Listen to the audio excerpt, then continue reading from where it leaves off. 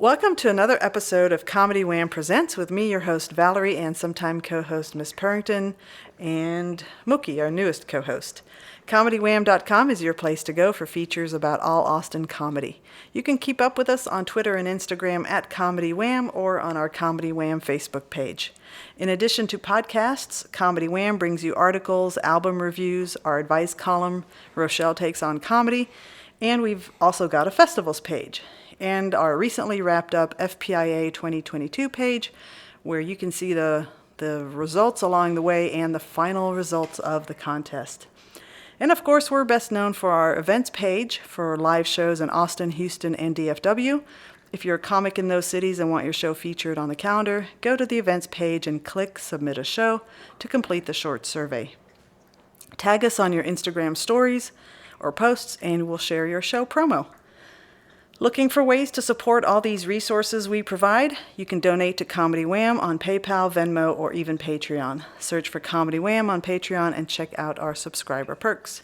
Now let's get back to our podcast. Launched in 2016, the Podcast Project brings you funny people and their stories. As a fan, I like to delve into a comic's background and motivations and will usually take a detour along the way. Consider the interview a way for you to get to know the folks that make the Austin comedy scene one of the best in the country. If you like this podcast, please rate and review us. Today, I am talking to somebody who has probably long since forgotten this, but he did do our 2020 isolation comedy online shows once. And he is a recent university graduate, and he's part of that growing comedy scene that came out of San Marcos with the Texas State University. I think it's the Comedy Club, Comedy Group, whatever. He'll tell me. It's part of the whole Gabe Cortez clan and Garrett Buss clan. He it's in the past, it's finished. He was a 2022 FPIA finalist at the Cap City returning contest. And he recently, actually just this weekend, a couple weekends ago, boy, I am flustered. He recently opened for Alex Moffat, an SNL alum. And now Comedy Wham presents our guest, John Hoeft. Hi, welcome. Thank you for having me. You're welcome. You have made yourself at home. You've got your Harry Potter house cup. Yes. Mookie loves you. He is hanging out by you. We've become good friends over here. Yeah, here. you're very good friends. And I am in the middle of Halloween decorating. You didn't even comment on the skeleton on the couch when you walked in. I didn't even notice it. I think that's just the part of being a young comedian and seeing your friends' nightmare apartments as you walk in and you just see something weird. You're like, that makes sense. Yeah. That's pretty normal. Yeah. It's just a skeleton on the... Yeah. Eventually it will make its way outdoors, but for now it's living on our couch. I'll have to post a picture. Actually, you can find a picture on my personal account because this cat in particular was snuggled up to it recently, and it was just the best picture ever. Well, John, welcome. I am trying to go through the FPIA finalists that I haven't talked to before and make sure that they get a chance to tell us a little bit more about themselves. You are one of those super young comics, so it's kind of cool because you've got maybe the pie in the sky, the rose-colored glasses on. Yeah. So, and you have, I almost was going to put this in the introduction, but I thought, that'll be too cheesy. When I do my research on comics, I always stalk, social media. And I noticed on your Facebook, like you have your parents, you have aunts, cousins, like they're always cheering you on and supporting you. I'm like, oh man, that is the life. Yes, I'm very lucky in that I have a very, very, very supportive parents. Yeah. Like since high school, I remember with my dad. I remember telling my dad when I was going into college, I wanted to do theater because back in high school I was really leaning. I knew I wanted to do entertainment. I hadn't figured out stand-up was what I wanted to do yet. Yeah. But I remember I told my dad was like, what are you going to major in? And I was like, I don't know, probably business or something like that. And he was like, why? Huh. He's like, major in theater. He's like, you want to do theater? You should major in theater, which is an insane thing Yeah. for a parent to suggest. That's code for you want to be poor? Just Exactly. do theater. Yeah, because it was just I like looking back on it. It was like it's very supportive, but it's Yeah. also like what a horrible piece of advice. Like, I'm doing stand-up. I could have majored in business and had like a decent job right now, but no, majored in theater. It's the long game. That's Yeah. the thing. It's the long game. It was Yeah. worth it. Yeah. I enjoyed it. I had a good time. Yeah. Made Yeah. it easy to get through classes. Yeah, and that's San Marcos and the Texas State University, like that whole like comedy. I guess. Well, we're jumping way ahead of ourselves. I'll come back to that question and comment, but I do have an official icebreaker question, All right. and that is one word to describe your past. Ooh. Wow, that's actually a tough one to.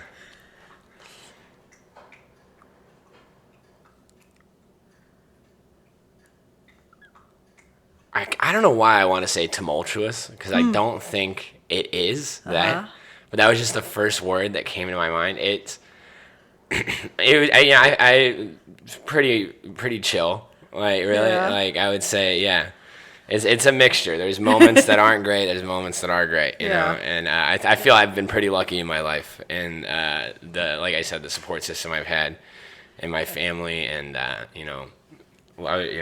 my friendships and stuff like Yeah. that. I've had good ones, but it's also been just a lot of craziness in my life. I've dealt with a lot of bullying when I was younger and stuff like that. So that's where I would say that word comes into mind, is that it's like I've had a lot of great things, Yeah. but I've also had to deal with socially is where my troubles in life Yeah. come from. It's never everywhere else I've been pretty comfortable. Yeah. Interesting. And the bullying thing is something that you made fairly prominent in your FPIA finals set. Yeah. That was the only set I got to see. Some comics I was lucky I got to see them multiple times through the contest, but that was the only time I got to watch yours, and that was a pretty big. Yeah, it's something I part of talk it. about a lot in my comedy. I think it's a thing of it's like looking back on it, the things I'm making fun of, Yeah. like at the time were like awful, not fun, made me feel Yeah. really bad. But now it's my way of being like, you know what? Like let's make a joke out of it. Now now I'm in charge of this situation. Yeah. Now I don't feel so, it taking away like any feelings of, because when you're getting bullied, you're like, you feel it's like a powerlessness kind of feel Yeah. where you're like, I was never good at handling it. Like I've never been good at like dealing with when other people are being mean to me. And so it's nice to have like stand up where I'm on the stage, everyone's paying attention, and I'm like, now I get to talk about this, and now like I get to think about it and give myself, Yeah. that power back. Yeah. And it's relatable for most of the people in the world. I mean, Yeah. who hasn't been bullied except for, the jock or the beauty queen of the classroom or whatever. But most of us have Yeah. had experiences with It is bullying. also like it's fun to just look back at it and be like, it is silly. Like it is like some of it is just like you're like, I can't believe like that was who was bullying me. Yeah. You know what I mean? Like I have a joke about a guy bullying me while dressed as the Beast from Beauty and the Beast in theater. Yeah. And it's like looking back on it, it's like, how did I let him hurt my feelings? Right. You have a fake mane on right now, and you're making me feel bad. That doesn't make sense at all.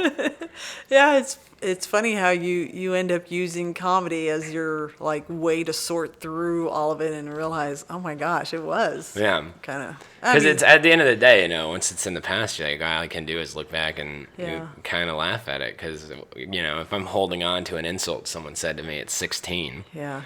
then I would just be a crazy person. Yeah. And I don't want to do that. Yeah. No, definitely not. Where did you grow up? I grew up in Cedar Park. Oh, Yeah, so I grew my, up- you're one of those rare unicorns. Yeah, I grew up actually in Austin, Yeah. which is rare, especially nowadays. Like all of my friends now moved to Austin after COVID. Yeah. And so like they're all from Philadelphia, California, Pittsburgh, New York, all this. Yeah. And then like I'm the one person I know that actually grew up here. And I just got lucky. you know? Yeah. I got lucky that like the comedy scene, it became like one of the best comedy scenes in the world. Yeah. Just where I was. I didn't have to go anywhere. Yeah, that is pretty lucky. Yeah. I guess it's lucky if you wanted to stay here. Yeah. With outside forces, not comedy related. It's. If you Yeah. wanted- I had a plan. My plan after college was to go to LA because I have a bunch of friends out there and I really like it. And the dream is to get in at the Comedy Store one day. Yeah. And then, but once everything moved here, I was just like, oh, why would I go? Yeah. This is like, it's such a good comedy scene.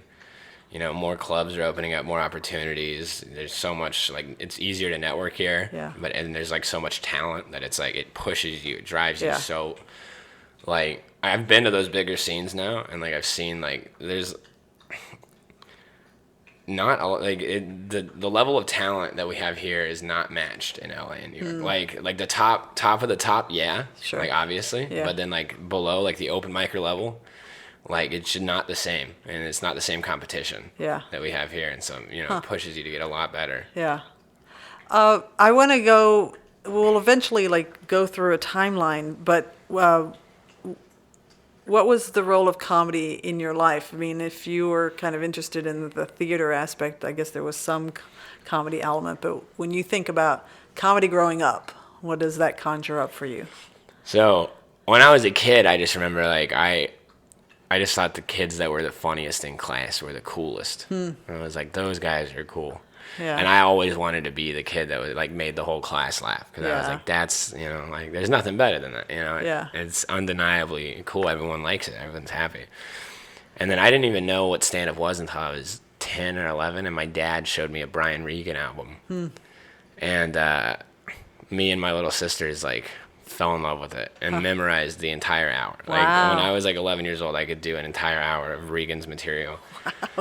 And so then we just got obsessed with that, and I loved like Saturday Night Live, and I loved just anything that was funny. Yeah. Like that was just what naturally I was drawn towards. I liked it.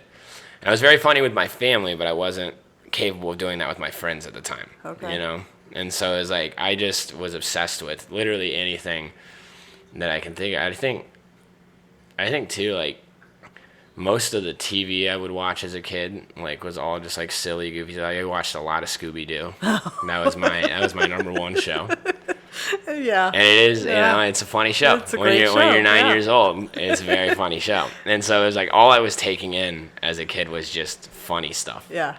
And it just became like an obsession of mine just to be funny in the classroom, just to be funny with my friends. Like I was like, that was the first goal of like, I wanted, like, without even realizing it, I was like, I want to do comedy. I was like trying to do comedy, And what did that look like? Like, were you cracking jokes? Were you reciting the Brian Regan jokes to your friends? Yeah, I would try, but back then I think I tried to do what I would see my friends do that was funny. I would try and like imitate them, Yeah. instead of just like being myself. Yeah. And so then it would never work. It Right. just wasn't funny because I was doing whatever my friends were doing, and so then I would just it took me a while to like open up and like start, and then there was like one day in like high school where like I just like clicked. And then everybody was like, John's funny. And I was like, all right, I'm never going to change. This is who I am Nice. forever now. Yeah. Do you remember what it was that they said it clicked for you? It's actually, this story is kind of insane. There was the first time I ever made like an entire classroom laugh. It was 8th grade, and it was my English class. And we were reading, oh my God, we were reading The Diary of Anne Frank. Oh, God. Oh, boy. Yeah, and it's not as bad as it sounds. Okay. That's the roughest part of it. Yeah. That's the roughest part of the story. But there was it's the play, right? And so we were all assigned parts to read in this classroom, and there was one moment where I'm playing like the dad, and there's like he has this short line where it's like all caps, and everybody is going around the class just like droning on, just reading and be like, no, Papa, I don't want to do that, like that kind of stuff. And Yeah. so when it got to me, I was like, I think it'd be funny if I just scream it. So I did. I just like fully committed, just like yelled it like in the moment, and it made the whole class laugh. And I was like, all right, I like this. This is fun for me. I'm chasing this for the rest of my this life. I will. I will dedicate my life to this. That's amazing. In an 8th grade, too. Yeah. So you did performance in high school? Yeah, I was. I did theater, which was around the same time 8th grade was around when I realized I like was interested in that, because Yeah. I would watch like all the behind the scenes stuff in movies, and I was just fascinated with like being an actor, Yeah. like being in, getting to wear, like, I dressed up like all the time growing up. Like I was always like a dress up kid playing pretend kind of thing. And so I loved the idea of doing that for a Yeah. living. And then, I got into theater in high school, and then, I just, that's where I found, like, people, like, the only friends I still have from high school are the friends I made in theater. And we keep up we're very close to this day. And Yeah. I think that's part of the reason that kept me in it, is because it was the first group of people that, like, were nice to me. Yeah. Consistently. And I felt, like, accepted, and I was like, all right, cool, I like this a lot. Yeah. And so then I kept it in it, and I just did, it became, that was my whole high school experience, really. It was just, theater was the most important thing in the world. Yeah. I remember the first time I ever did stand-up, actually, we did this thing called Coffee House at my theater. We did it in our black box theater, and it was like, you would sign up to perform something, so people would come and, like, play a song, people would come and do a monologue, and I was like, I'm gonna do stand-up, Because my buddy who wasn't in theater, him and I were obsessed with it. Would literally just go home all of high school and just after school just like watch Bill Burr, Louis, whoever Wow. we wanted to watch. And so and he was way funnier than I was, so I was always trying to convince him to get into it, and he wouldn't do it. So I was like, all right, I'm gonna try it here. And I was about 16, and I did not prepare. I did not write a single joke. Oh boy. I had an idea in my head, and I had 5 minutes. And I went on stage and I talked about the different stages of eating a muffin for 5 minutes. And it went poorly. In front of all my closest friends. Oh man. And it went very badly. Oh man. which is crazy, because it's funny to think that my friend Bobby, he's my best friend, he lives in LA right now, and I was just out visiting him, and he saw me do that. And then when I was in LA this last week, I had the privilege of doing a show at the Comedy Store. Nice. And he got to come and watch me do that. So it's like the duality of it. Yeah, I'm just yeah. like doing it in this, doing terribly in this tiny black box theater in a high school, to then seeing me have a good set at the Comedy Store. You know, it's like, it's such a crazy duality of it. Yeah. What strikes me about that story is, and because I hadn't seen your comedy since, truthfully, that online show where, nobody's comfortable doing the online stuff, and I don't think you were super into it, and that's fine. I don't take that personally at all. It was just a weird time. Is that you like the long story. So I am actually amused by the idea that, you like the longer story setup. That's just my impression from your FPIA set. And that you started off with 5 minutes on eating a muffin. Yeah. So it's kind of like, well, that's how you started, and that's kind of what you've gravitated to. Yeah. So I'm wondering, did you experiment with different approaches to comedy in between that? I think I don't think I really started growing as a comic until after COVID. So I had done it like 3 or 4 times. The second time I ever did it, I was 16, and I did the mic at Cap City. Oh, wow. And that was fun, and it went okay, but it wasn't, obviously looking back on it, I thought I did great at the time. It's a great crowd. It's very like easy giving laughs. They want to laugh, so it's. But then I was very sporadic about doing it until I was about like almost 20, when I was like 19. And that's when I started doing it heavily before COVID, and I did it for about 2 years. But I was still in college. I just wasn't focused. Yeah. And I wasn't putting in the effort that I'm putting in now. So I really don't think I even the first 2 years I was doing comedy, I don't feel like I was even growing really, because I wasn't writing enough. I really wasn't analyzing what I wanted out of comedy. And then over this last year and a half, that's whenever I've noticed the most growth, is because that's when I started playing around with who do I want to be on stage. Mm-hmm. And a big influence on me was Shane Gillis's special that he filmed at Creek in the Cave. I watched it 10 times. Wow. I loved it. It just made me laugh so hard. And I think what I realized out of that is that what I loved about watching him is that it just feels like hanging out with a friend when he's on stage. And I was like, oh, that's kind of what I want it to be with me, is I want it to have that feeling of, you're like, oh, we're not in a comedy club. We're not in this big room.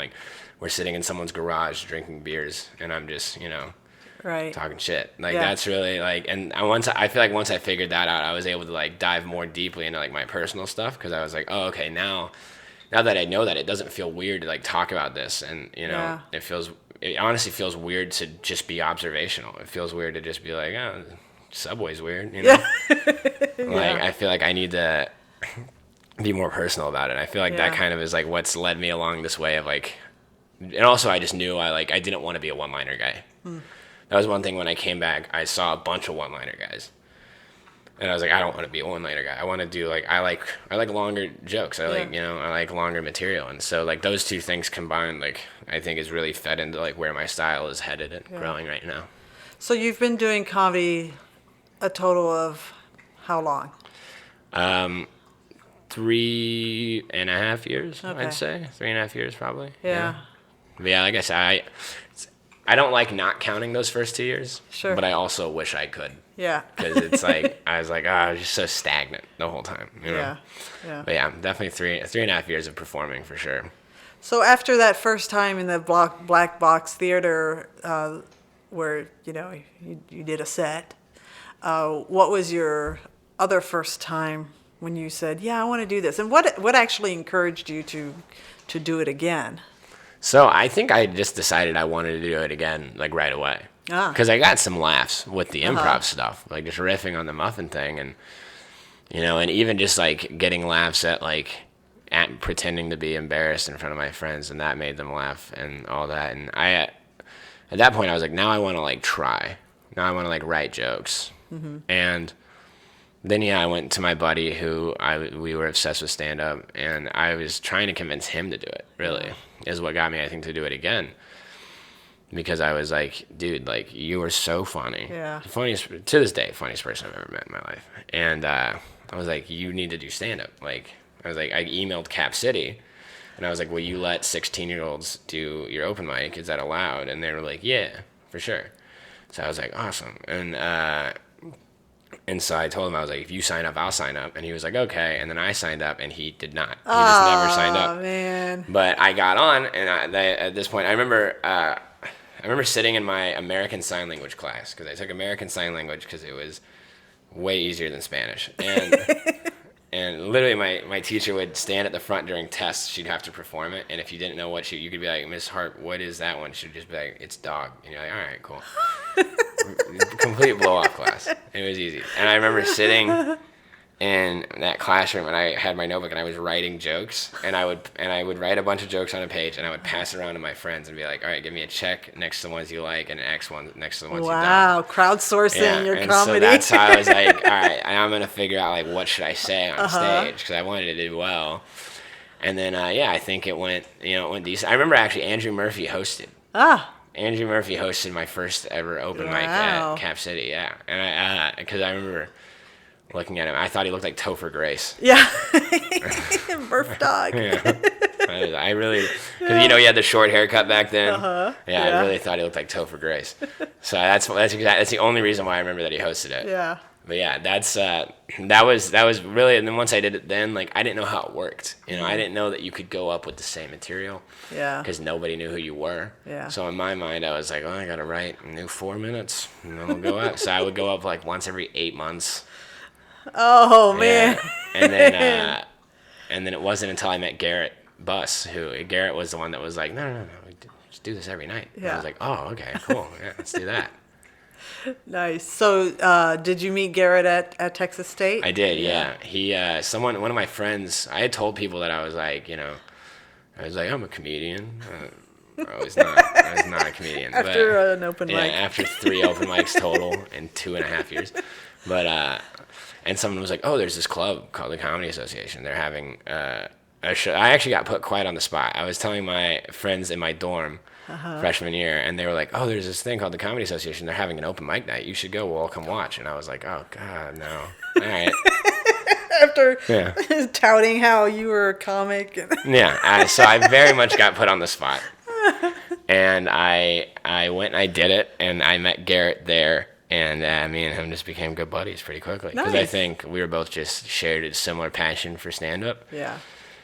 and we just got along really well and had fun. And yeah, so then that's how I ended up involved in the Comedy Association at Texas State for a year or two. And then ultimately I didn't fit well with the group, so I exited. But Yeah. yeah, it was that Garrett was the first one that was like, no, we can just go.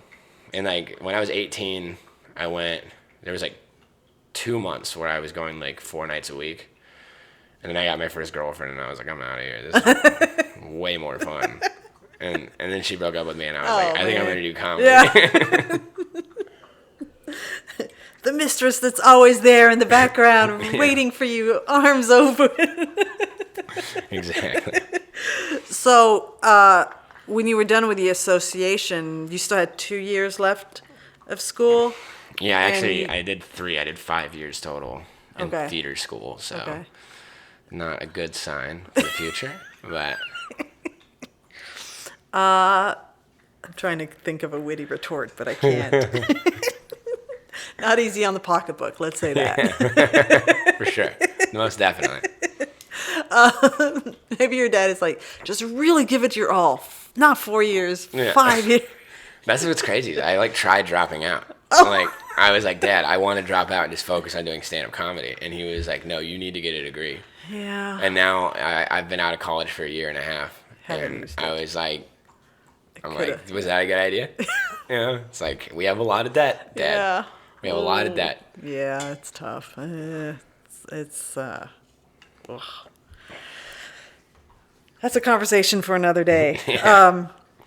So when you, so your free time, those last few years was spent doing more open mics and more Yeah. shows. So then the 2 Yeah, years tell leading me up the to timing COVID. because I want to know like when does COVID like hit So everything? The 2 years leading up to COVID, I was actually going. I was driving up to Austin about 4 nights a week, and I was doing. There were 2 open mics in San Marcos I would do every week, so I was getting on stage like 6 nights a week, which is a good amount. That is good. Yeah. But I also like just wasn't really writing. I didn't feel confident in the Austin scene when I first showed up. I was like a young kid, and I really wasn't very good.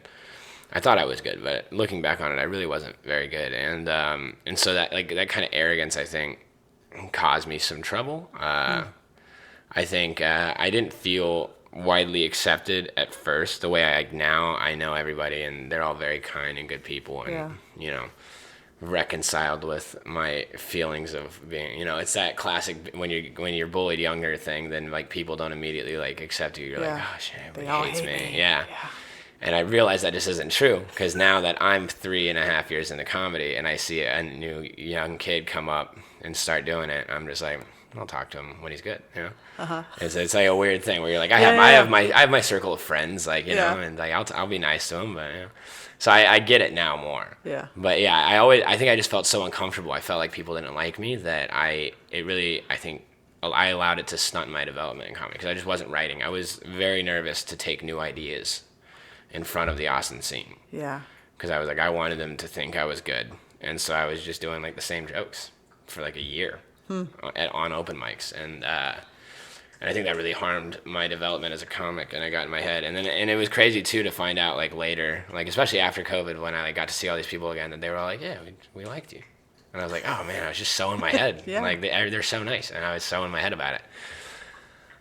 But yeah, so that was like a weird time for me. Is like I was doing it, but I wasn't growing, like I said. And then I was like 2 years in, and I'd found my friends in Austin, and I was planning again. I was like, I think I'm just gonna move to LA because I just wasn't comfortable.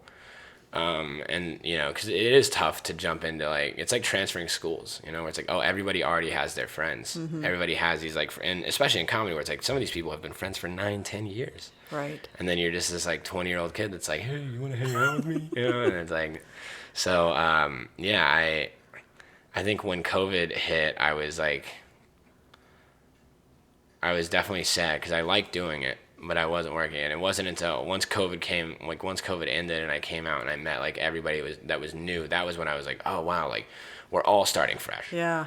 So it's like I was able to like find like a good group there. It was like starting a new school instead of like transferring, and so then like that was when I became comfortable and when I really started growing. But those first 2 years was before COVID. Yeah, I was just very uptight You know, I wasn't anywhere near the same comic I was now. Yeah. That's so interesting. Everybody starts off with that lack of confidence. I mean, Yeah. there's a rare bird out there that starts, you know, their first open mic and they're like, they've got all the bravado and confidence and they're like, I don't care if people don't like me. But you kind of have to go through that proving period. Taylor Dowdy that I interviewed, you know, years back, it sticks in my head, like his observation about why the more established comics in the scene don't always open the door to the brand new comics. It's, well, we don't know if you're going to stick around. Yeah. Why am I going to invest time in a friendship? That is the other thing too. Is it's like most people do quit. Yeah. Because it does suck. Yeah. It's Like, not easy. To people that don't know about stand-up comedy, like Yeah. it does suck to do, but it's like when it works, Yeah. it's amazing, and that's what'll keep you in it. But yeah, people do just like quit, just disappear. You'll just Yeah. like you'll have somebody like you'll have talked to, and then you'll just not see them for 8 months, and they'll show up one day and be like, where have you been? And they're like, I'm dealing with other things. Yeah. Like, all right. Yeah. And then especially it's I think when you're really taking it seriously and you're like head down working hard, like you see people that aren't doing that and you kind of write them off a little bit, you know, because you're just like, oh, well, if you're not really 100% in this, like I'm gonna, you know, it's that old thing of it's like you want to surround yourself with people that have that same mindset and motivation as you to like Right. support it. And it's like, so then you end up just being only around the people that you know are like working as hard as you and everything else. And that really, I think that's also the thing. It's just, you know, it's just a weird community. It's an adult high school. It really is. Yeah, it is. And so like when it comes down to it, like I've learned, and I think everybody should know that it's like, for the most part, there's never any like weird, hateful, hard feelings.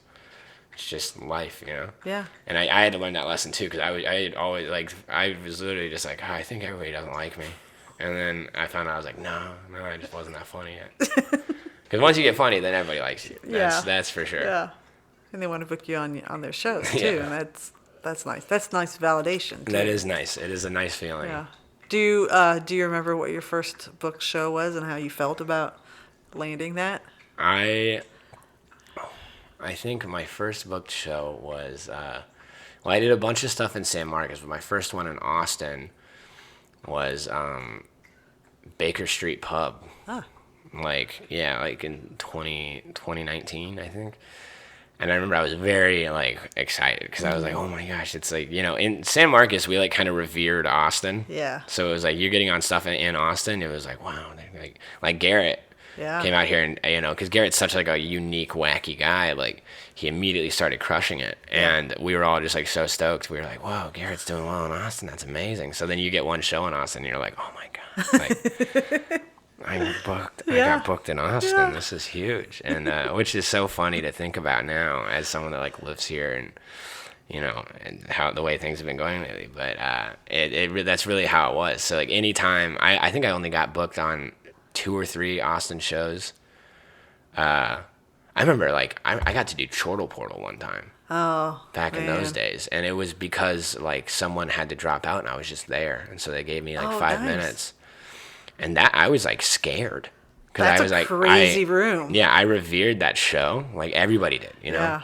And so I was like scared whenever I remember doing it. And like now I think about it, I'm like, oh, I should have just had fun. Like, Yeah. you know, it's so easy to put pressure on yourself. And that's what it was. Anytime I was on a show in Austin, I was just like, it's like that proving ground where you're like, I have to do good. Yeah. If I do bad, no one will ever put me on one again. And so it was always just pressure. Which was, you know, when it did go well, it was like, oh, thank goodness. You know. But yeah, nowadays it's, you know, nowadays I get to chill out a little bit more and Yeah. enjoy it a little bit more. But those first ones were like, you have to kill it, Yeah. bust your butt, go as hard as you can. We're gonna take our little intermission here, but please understand this question is asked in pure joking manner. Did doing our online show break you and make you realize you were not going to be doing any online shows? I think pretty quickly. I was like, you know what? Because I was at my parents' house at this time too, so I was sitting in my sister's bedroom because my parents' house, the one that they'd moved into at this time, only had 2 bedrooms besides the master. And I have 2 sisters, and they were in those bedrooms. I had we had created a refugee camp, as we called it, because it was built of sheets in the front room. Where that's where I was living. So I was sitting in my sister's bedroom drinking a hard seltzer. And just like, all right. I guess I was excited, and then as soon as it started, I was like, oh, this isn't the same. I was like, this is not the same at all. Yeah, it's funny. I don't remember the jokes. I do remember the setting, which is kind of a goofy thing. Yeah. And then I was looking because I'm an organized beast, and I'd scroll through to see how many times you did the show, and I'm like, yep, just once. All right, let's do this little card game. It is Where Should We Begin? These are open-ended questions, and after we go through these open-ended questions, we'll kind of move into your FPIA experience. Absolutely. All right, pick one. I think I'm going to go here. Okay, is this me asking you? No, you right. you read it, and then you answer it. It says, a blind spot I have is. Yeah. Ooh. I think my biggest blind spot, I think it's like I was talking about earlier. I think it's my own ego and my awareness of how people feel about me. Because like I said, I thought for like 2 years, I was like, everybody hates me. And then I found out like this year, I was like, oh no, it was fine the whole time. It's just like, yeah. I think that's where it comes down to for me, is that I'm like, oh man, I make these assumptions about how people feel about me like right away. And then I always find out that I was wrong. Whether it's good or bad, I always end up finding out that it was the other way around. And so I think that's got to be the biggest blind spot I have. Is just not socially. Sometimes I'm a bit of a goofball, and I'll just like miss certain cues there that you're like, okay, everything's fine. Yeah. You're still fighting that bully mentality. Exactly. That's from... exactly what it is. It's like that, like trying to just get through the day. Yeah. Kind of like back to being in high school, where you're just like, oh, just don't make yourself like. As someone that always wants to be the center of attention, when you're getting bullied, it's hard because then you're like, I don't want to be the center of attention, but also I have to be. Yeah. That's the ego part of it, is that it's like I don't always want to be the center of attention, but there is that part of me that's like you have to be right now. And so I think that's where it comes in. I think that kind of blind spot creates like behavior sometimes where I'll have to like check myself. I'll have a conversation with a friend, and then I'll have to like text them and be like, hey, sorry.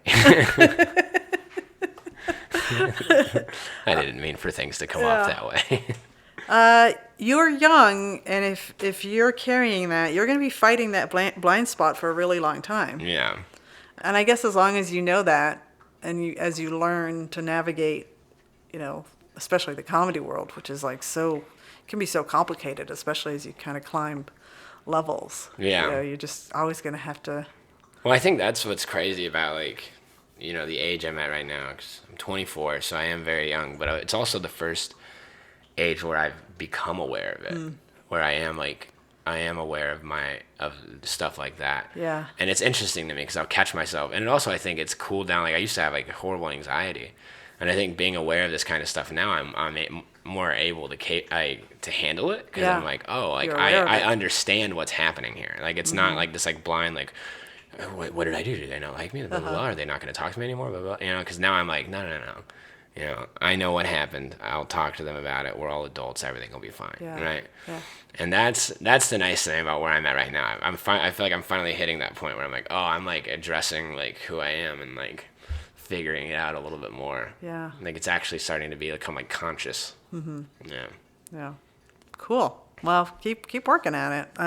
I'll go back to a conversation that I had with Jasmine Ellis, her first interview with us, and another one of those like things that sticks in my mind. She was also a very anxious person, like always thinking people are judging her harshly, whatever. And she threw out this line that anxiety writes the script in your mind, even though that's not at all what's happening around you. So figuring out how to. That is very true. Yeah. That is very, very honest. Yeah. All right, let's see what my card is. A lie I'm tempted to tell about myself.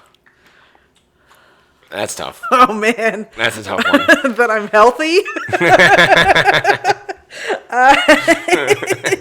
That I exercise routinely.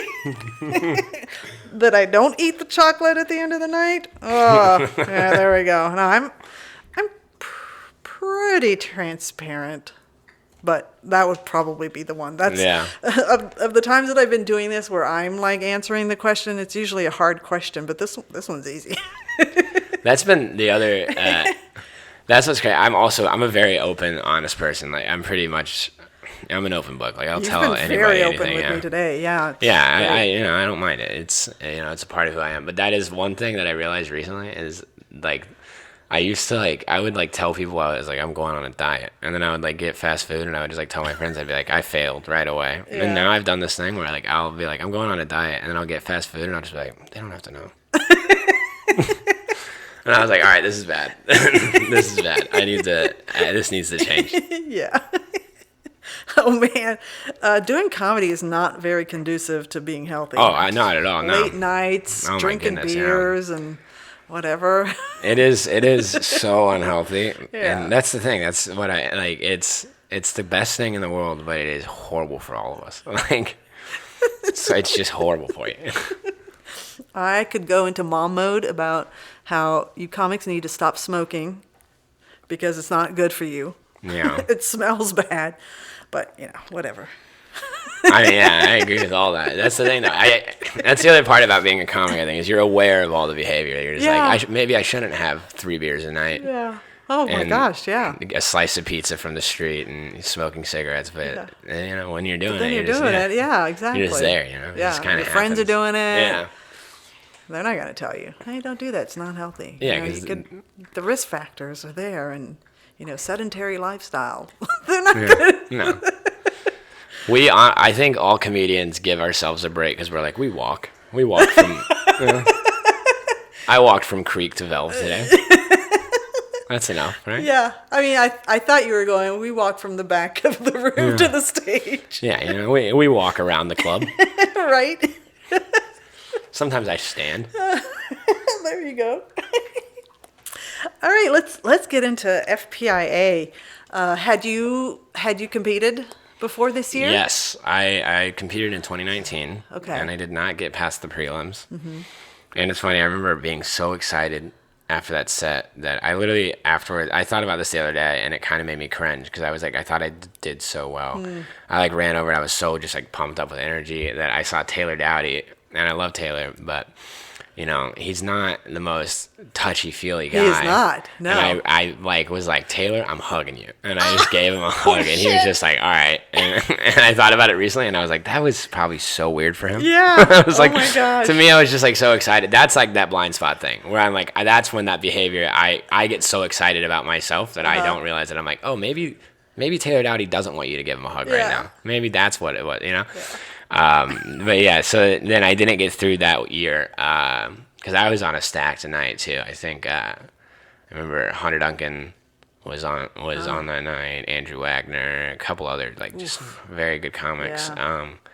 But it was a cool experience, and I had fun. And and then that was the only other time I'd done it before this year. Yeah, because they got canceled for 2020. Yeah. So, dang, you're you're topping Tyler. Well, you can't top Tyler, who won, but he had only done 2. This was his 3rd. Wow, really? And 2 of those 3. So the last time in 2019, he made it as a finalist as well. Really? So, yeah. So, man, Yeah. so a lot of you, generalizing here, made vast improvements in that intervening time, those 2 years that they didn't have the contest. Yeah, it was crazy. It was a crazy experience, the entire thing. I think round 1, I just wanted to get through. Because, at that point, all my friends had, moved on their nights. And I was, so, in my head, I was oh, I got... What round were you? I don't know. I was, probably... I was, on, the 3rd or 4th week. Or no, I was in the 2nd month of it, of the prelims, for sure. But a bunch of my friends, my close friends in my group, had all moved forward, and so I was okay, a little bit of pressure there because I want to be on level with my friends, and also I want to prove myself that I can get through. And then prelims happened, and I got through, and I was wow, that's awesome. I was very happy with it, and it was a cool experience. And then I thought that was going to be it, really. I was just fully ready to be all right. Got through the prelims. We're going to do semis. It'll be fun. We'll have a good set. and then that'll be it. That'll be that. And so then when I got to semis that night, I was just having fun. I was just in a good mood because, whole lineup. I know the whole lineup. They're all my buddies, and they're all just crushing. So it's just really fun to watch them. I just remember sitting in the back. And I'd had a few drinks, and I was sitting there, and I was just like really having fun. Just everybody was doing so good. Yeah. So I was like, this is such a fun thing to watch. And then I went up, and my set went really well as well, and I was like, that was awesome. But I didn't think I was gonna get through because everybody was so talented. I remember I don't know if you know Tony Casillas. Of course. But I had Love called, him. yeah, I had called Tony because he had texted me and been like, "How's it going?" So I called him and I was like, "Oh, I had a good set, but I don't think I'm gonna get through. It is what it is." And Tony was like, "I don't know about that, but you just wait." And then I was like, "Nah, nah, nah." And then I remember on my night they called Clara Blackstone, who was clearly gonna go through. Yeah. That night she opened up the show, had the Oh. best set of the whole night. Wow. Clearly gonna go through. Then they called Sonny Castillo. And in my head, there was like 2 other comics that I thought were going to get through that weren't me. So I started thinking those names on that third envelope. Yeah. And it was Doug Mellard who was hosting, and Doug and I formed a good little relationship over the last year, and he's been very supportive of me and stuff. And so, yeah, when he pulled it out and he called my name, I literally did like a double take. I was just like, I literally was like, wow. Yeah, I was like blown. I was just in such shock that I had gotten through. Yeah. And I was so happy about it. I was just like, oh my God, this is insane. And it was like the craziest night. Cause I was shocked that I made it to the finals. I was very proud of myself. And then on that one, I was like, the finals, I was like, there's no way. I was like, there's no way I'm winning this. I was like, I didn't think I was ready if I had won it, Huh. I feel like you get a lot of cool opportunities out of that. And I Yeah. was like, oh yeah, that was what scared me, is winning. I was like, oh man, there's going to be if I won, that'd be crazy. Yeah. It just there's so much going on from that. But I was just happy to be able to showcase myself in front of, the judges panel that they had, which was an insane panel of people, and, show myself off to Chandy and hopefully, get some work there eventually, and hopefully, be seen by Colleen and get in it with Moon Tower at some point. And I was really just happy about all that at that point. But it did on finals night, the day of finals, I was over at my buddy's place, and I had an allergy attack from his dog. Oh, no. So when I showed up to the finals, I was still feeling horrible. Oh, no. And I had to take it was so bad I had to take ibuprofen right before my set just to fight off a fever. And so, John. yeah, I was very uncomfortable and ill during that set. And so that was kind of a bummer because I felt like I felt good about my set, but I was like, I definitely could have done better if I was more, I just wasn't as present as I like to be. But overall, it was just insane. Yeah. Absolutely insane experience. I genuinely couldn't believe it the whole time. I was just like, wow, this is wild. And getting into that room with 300 people, that balcony set too, you're just like, wow. Yeah. It's such a good room. Is that the largest room you've performed in front of? It's on par with the Crowd? largest I've performed in front of. Yeah. It's Well, I guess but- Alex's show, you probably had a big crowd. Yeah, Alex's shows were really great, and I've done shows at Vulcan Gas Company, which I think sells about 300. Yeah. But that's my favorite. That's my favorite room. I think that's the best. I don't think there's a better room for comedy. The Vulcan room? In Texas. No, Cap City. Oh, Cap yeah. City's new main room. I don't think there's a better Yeah. room for comedy in Texas right now. It's just designed so perfectly. Yeah. And it's so I fun. have one beef. Yeah? I do not like that door. Which door? On the the front door. stage, Yeah. Yeah. It is kind of weird. What they need to do, because they're going to listen to me now that I've written 2 articles, not to brag, but I am bragging. Now that I've written 2 articles for the Chronicle about Cap City, Yeah. I feel I can air my beef. I think what they need to do is replace the door and have the little shiny thingies, that Yeah. hang down like the 70s beads. Yeah. That way somebody comes through that way, and then they just need to figure out something, because when I talked to Andrew Murphy for the last article, he mentioned that the green room is literally right there on the other side of that wall. And in Yeah, that it case, is. It's literally you just you open the door and you just walk out. yeah, so That was- they need to figure out a way to have a buffer of sound for the people having fun in the green room. The craziest I've ever heard a crowd was at finals. I'm standing in the back and it's, Murphy just did his host set. Yeah. And he's bringing up Sawyer, right? Because Sawyer went first. And like, we can hear them cheering, but then Sawyer opened the door.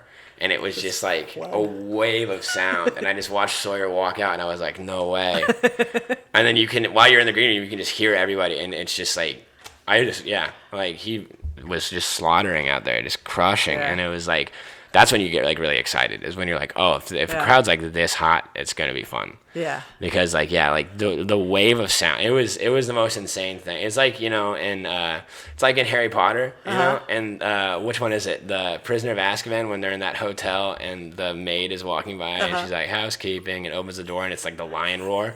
You know that scene? Yeah. It was like that, but for cheers of comedy. And it was the craziest thing ever. And then it was just another fun night of just like watching everybody do really good and just being like, wow, like I'm surrounded by such talented people, you know? And it's what a privilege it was to be involved in that. Like that, I was really how I felt about the whole situation. I was just very like, I can't believe.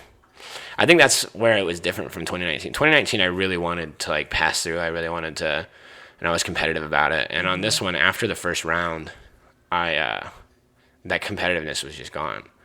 It was more just like, I was just very excited and grateful for the opportunity, and I felt very lucky and privileged, and to share the stage with so many talented people. And then when Tyler won, I was so happy because I love Tyler Gross, and he deserves it. He's such a good comic, and so yeah, it was just such a fun experience overall. It was very cool, and getting to see Sawyer started in San Marcos as well as I, and so getting to see him, I think he started like a month after me. So getting to see him, go from there to like both of us getting to be in that top 9 was really cool. It was a really cool thing. Yeah, it was an amazing lineup. Yeah, it was crazy, and also just like I love Gabe Bickford, who he's like a year in. Wow. He's like such a young comic, and he's so funny. Yeah. And to see him get to get that far, and Sean Riley, who's just. He's one of the funniest people I've ever met. I love him. So getting to see that, just like everybody deserved to be there. I felt, and it was really fun. Yeah. It was fun to watch from the other side. Yeah. So are you starting to get picked up now more for like you get the opportunity to open for Alex at the Creek? Yeah. Are those opportunities starting to come in? Yeah, the Creek has been super cool. That was a cool thing, actually. They were, Rebecca and Colton, who are, the bookers at Creek, were at my prelims night, and that's how I was able to get the Alex gig. And I hosted for DJ Demers there as well, and Murphy was featuring, so that was fun. And, just hopefully the work keeps coming. Hopefully, I love getting to do it, but it's definitely a fuller calendar nowadays, which is nice, Gotta love. I don't know. I just like doing it. I just like performing. So any chance I get to perform in front of a good crowd, I'm grateful for it. And I feel, I just feel very lucky. Yeah. Honestly, like through all of it, it's hard to. I don't know. It's a weird place to be in. I feel like it's like when things start working out, because then you're like you get very excited about it, and you want to be like, oh my god, can you believe this? And then but then you also don't want to be that guy. You know? Yeah. And plus, there is guaranteed going to be a disappointment along the way. Oh yeah. There's been is the sad reality. That's just comedy. It's just ups and downs, So it's like, I think really the main thing I've just been trying to do is just keep trying to get better, and keep growing as a comic, and just be grateful for any opportunity I get. That's really my mindset these days. Yeah. Just be happy about it, because you're right. Like at any moment, things could just go from being busy to not being busy at all again, and have a couple months where it's super dead and just out there doing open mics. And so, I'm just happy to be busy right now. Yeah. That's really where I'm at. Are you running any of your own shows? No, I'm not really a producer. Okay. I'm too scatterbrained. Huh, interesting. I'm very ADHD, and I feel like I have a tough enough time as it is just getting myself to sit down and write jokes. So I was like, if I was running a show, I would never have any new material. So, it's not really, not my forte, running things. It's good to know, though, that, this is my strength, this is not my strength. So I'm not going to go out there and fuck it up. Plus, it, could affect your reputation, too. Yeah. If you actually don't do a good job, then people are going to be like, Yeah, and there's already so many like There's already so many, great shows, and people are so. I mean, the producing out here has gotten insane over the last like year and a half. Yeah. There's just people that I like, like people that make their entire living off of the shows they produce. Which does sound, that's the one part of it that's like attractive, is like, oh wow, I can pay my rent doing that. But at the end of the day, it's also just like, I think my biggest focus is that I just want to be good at it. I just want to be good at stand-up. And so I'm not really concerned with anything other than my own material and my own journey in comedy. yeah. Yeah. Being raised here in Texas, in Austin, doing comedy here in Austin, have you thought about taking your act on the road, doing like a little tour? Just, even if it's bar tours, there's comics that do that to kind of experience. Yeah. I haven't gone to any like small town stuff. Like I try to get out on the road as much as possible. I've just, pretty much anytime anybody offers me anything, I'm going to say yes, no matter where it is. Like I've done an impromptu trip to New Orleans for a couple shows one weekend where my buddy just called me, was like, hey, I need a ride to New Orleans so you can have spots on the show. I'm like, yeah, I got you. So we drove up there together, and it was a nightmare, but it went really badly. Oh no. But it was still fun, and I like to do show. And I go out to LA pretty frequently and do shows there, and Houston, San Antonio. I'm trying to get up to Dallas, but I think right now, I don't know. I feel right now I'm just very focused on the material over everything else, because I think I have this like fear of like getting stuff that I'm not ready for. And so I'm not pushing myself like forward as much as I like probably should be, just because I'm just like, I'm so obsessed with like, I have to be ready. Like I have to have this, like, this has to be perfect. Oh, man. And I'm too perfectionist about it. Yeah, John, the Mama Bear is about to come out right now. So if somebody's giving you that opportunity, they see it. Yeah. And I'll take it. Okay. I'll definitely take it. But I'm also just like, I'm such a perfectionist about comedy, which is the worst thing you can be with comedy, because it's never going to be perfect. Right. But I'm like the kind of guy that I could, if I do 10 minutes and every joke's working the whole time, but there's one joke that doesn't work, I'm going to walk off and be like, that was the worst thing that ever. was bad. Yeah. I had a bad set. Oh, God. One of my jokes didn't work. And then I have to have my friends literally have to be like, shut up. You did good. Stop. And I'm like, all right, I'm sorry. Because I'm just like, I don't know. I think that's just how judgmental. I want to get to that next level. I want to like get there, and I feel like the best way for me to do it is because I'm not a self-starter. Yeah. I'm gonna have to be an industry guy, so I'm like, I have to be really good for the industry to want to pick me up and help me. Yeah. And so like that's just where my mindset is. Like if I'm not killing the entire time I'm on stage, I'm gonna leave and be like, just annoyed, And it could be a good set, and then people will tell me it's a good set. And I'm like, oh, they don't know. I missed the wording on this one little I messed spot. up. Yeah. But oh man. Yeah, it's. What about festivals? Festivals, I need to apply to them.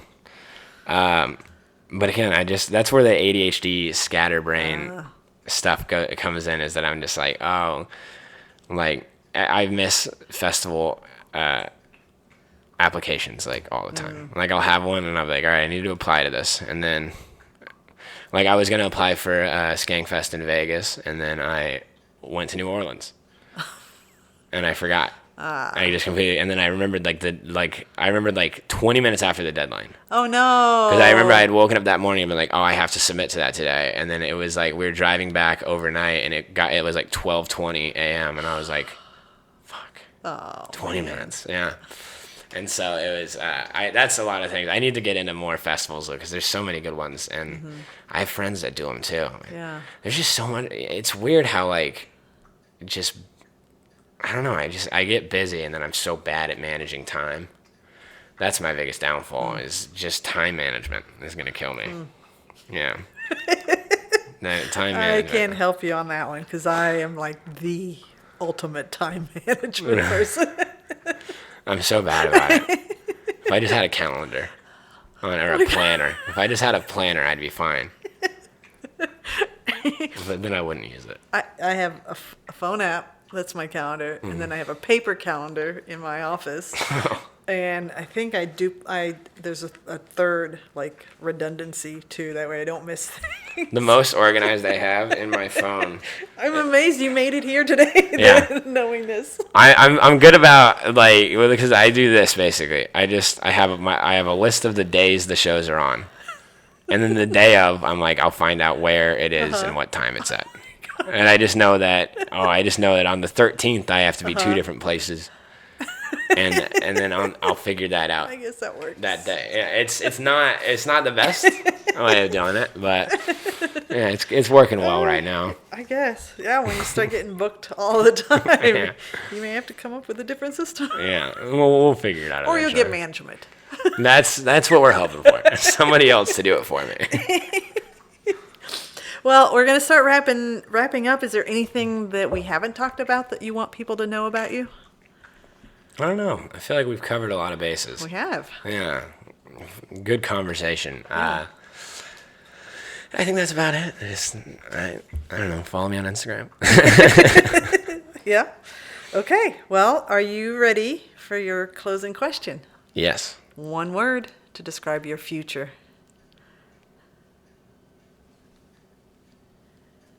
Bountiful. Bountiful. Yeah. That feels good. Yeah. That's the hope. Yeah. I like that. I'm glad you didn't say planned. All right. Well, that is a wrap on Comedy Wham presents John Hoeft. Tell us where we can find you on social media and your upcoming shows. Instagram at John Heft and Twitter at John Heft Comedy. And then, yeah, all my shows, anything like that, will be on my Instagram. So Okay. Very good. find everything there. Cool. Well, we hope you've enjoyed learning about how John got to be the comedic genius and taming those bully voices that you heard today just as much as I have. This has been Comedy Wham presents John Hoeft. I'm Valerie, and that's been funny. Thank you, John. Thank you.